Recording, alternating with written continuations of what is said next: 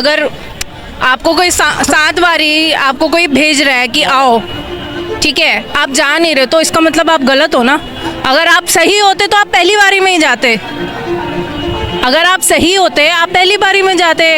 आप सातवीं बारी में आप इंतजार कर रहे थे कि वो लोग आए मुझे पकड़ के ले जाए।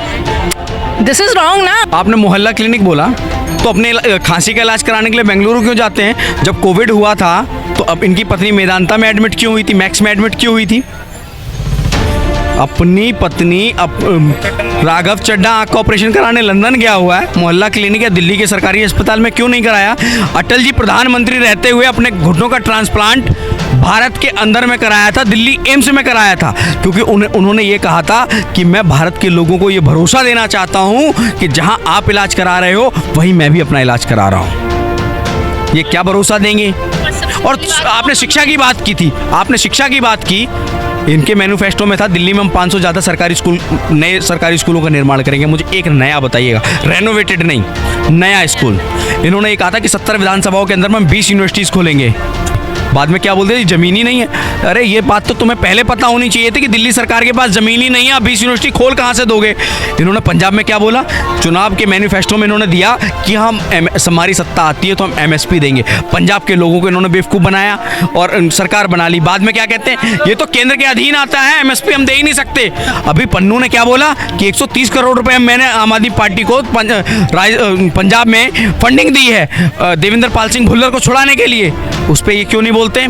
जो कुमार विश्वास जी सत्य बोलते थे कि इनके खालिस्तानी लोगों के साथ संबंध हैं, क्यों उनके खिलाफ वो एक्शन नहीं लेने को डरते थे? क्योंकि बात सच थी। बात तो फिर केजरीवाल के ना, जब उसको सब कुछ पता है, सारे कॉन्स्टिट्यूशन पता है, ही नोज एवरीथिंग, तो वाई मतलब वो गया क्यों नहीं?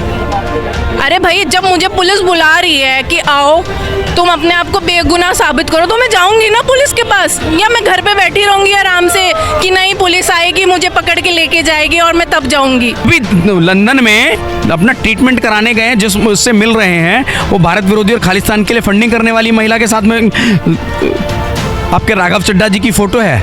और क्या चाहिए? क्या आपका कहना है? प्रत्यक्ष को प्रमाण की आवश्यकता नहीं होती। जिस समय पर दिल्ली के अंदर में किसानों को आने के लिए बैन किया गया था, उस समय पर हरियाणा पुलिस, दिल्ली पुलिस जब जद्दोजहद कर रही थी कि ना आए, सो कोल्ड वो जो 14,000 आए थे, क्योंकि पंजाब बहुत बड़ा है। जो पंजाब का एक्चुअल किसान था, जो भारत देश के लिए जीता मरता है, वो किसान जो भारत के लिए अनाज उगाता था, वो खेतों में था। लेकिन ये जो 14,000 खालिस्तानी समर्थक खालिस्तान से फंडिंग लेकर आए थे, उन लोगों को क्यों भगवंत मान सरकार ने बॉर्डर पर नहीं रोका और हरियाणा तक में घुसने दिया? ये सबसे बड़ा तो कोई अगर आप सही हो तो आप पहले ही जाते ईडी में, रॉन्ग प्रूफ करके आते। इतने केजरीवाल, मैं भगत सिंह का फॉलोअर हूँ, क्रांतिकारी हूँ, डरने वालों में से नहीं हूँ। अरे तुम भगत सिंह के फॉलोअर तो छोड़ो, भगत सिंह के नाम लेने लायक तक नहीं हो। वो भगत सिंह जब जेल में बंद हुए सर, तो जेल में खाना खराब था, उसके खिलाफ आंदोलन किए, कितने दिन तक बिना खाए पिए रह गए वो भगत सिंह, और अंग्रेजों ने उनके इरादों को डिगा नहीं पाया। अंग्रेजों ने, वो भगत सिंह कहे जाते, उसको भगत सिंह कहते। 3 दिन में तुम्हारा पानी उतर गया, तुम्हारा शुगर घट गया, तुम्हारा BP बढ़ गई, तुम्हारा ये हो गया, और कहते हो भगत सिंह के फॉलोअर हैं। 3 दिन में तुम्हारी नानी याद आ गई, तुम्हारा BP यहाँ तक पहुँच गया और भगत सिंह के फॉलोअर हो। महिलाओं को बस में आने जाने का दे रहे हैं फ्री, अच्छी बात है, लेकिन जो 1,000 दे रहे हैं पॉकेट खर्चा बस में आने, कुछ महिलाओं के लिए कोई ऐसी नीति बनाइए ना कि महिलाओं के लिए कोई रोजगार का सृजन कीजिए। रोजगार का सृजन तो कर नहीं रहे, खाली उनको आने जाने का दे रहे हैं। और वो जो है क्या कहते हैं कि अपना जब मन करे तब उठी और हस्बैंड से झगड़ा की जा रहे हैं, माँ के जा रहे हैं, पैसा हो या ना हो।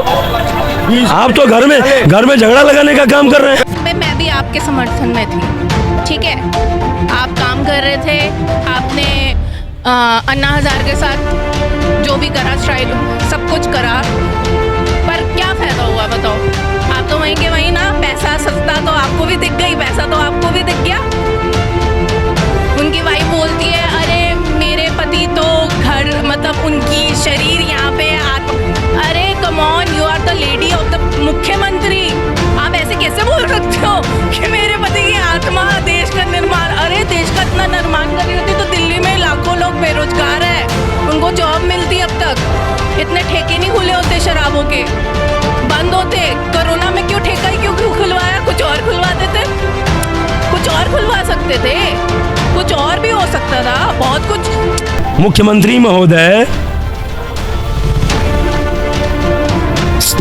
भ्रष्टाचार के आरोप में गिरफ्तार मुख्यमंत्री महोदय, शराब घोटाले के आरोप में गिरफ्तार मुख्यमंत्री महोदय, मैं आपसे ये पूछना चाहता हूं कि अब तक आपको दिल्ली के लोगों की पानी की समस्या क्यों नहीं याद आई?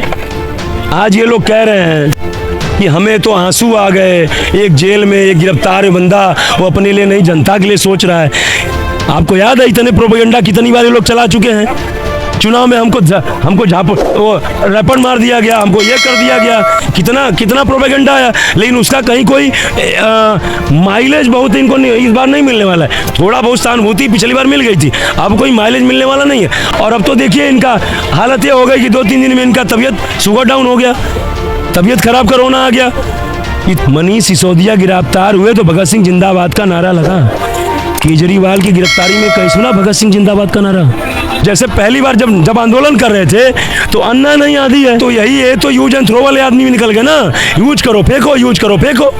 इन्होंने तो यूज एंड थ्रो का फार्मूला अपनाया सर, कि लोगों को अन्ना जी को यूज किया, अन्ना जी को किनारे कर दिया। अन्ना जी से कभी आशीर्वाद लेने तक नहीं जाते कि गुरु जी आशीर्वाद दे दो।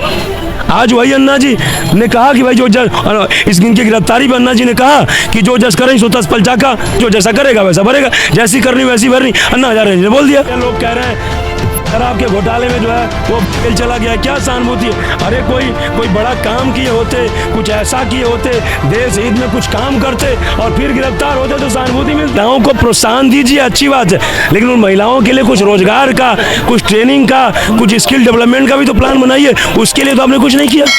आज बताइए, आप इनको मोहल्ला क्लिनिक याद आ रहा है, जेल में गए तो मोहल्ला क्लिनिक याद आ रहा है, और अब तक मोहल्ला क्लिनिक की हालत आप जाकर के रिपोर्टिंग कर लीजिए।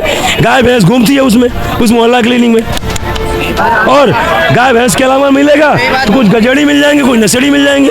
जो अच्छी शिक्षा का ढिढोरा पीट रहे हैं, आज उन्हीं के विद्यालय में, दिल्ली सरकार के ही स्कूल में एक किंतन जैसे लड़के की हत्या हो जाती है, उसको इलाज नहीं मिलता है, अस्पताल जाता है उसका सही से मेडिकल नहीं होता है, उसको पेन किलर दे दिया जाता है। क्या उसके लिए जेल से जरा उसके लिए भी आवाज उठा देते? जेल से जरा उसके लिए भी आवाज उठा देते भाई, लेकिन उसके लिए उठाओगे तो तुम्हारा प्रशासन व्यवस्था पे सवाल उठ जाएगा।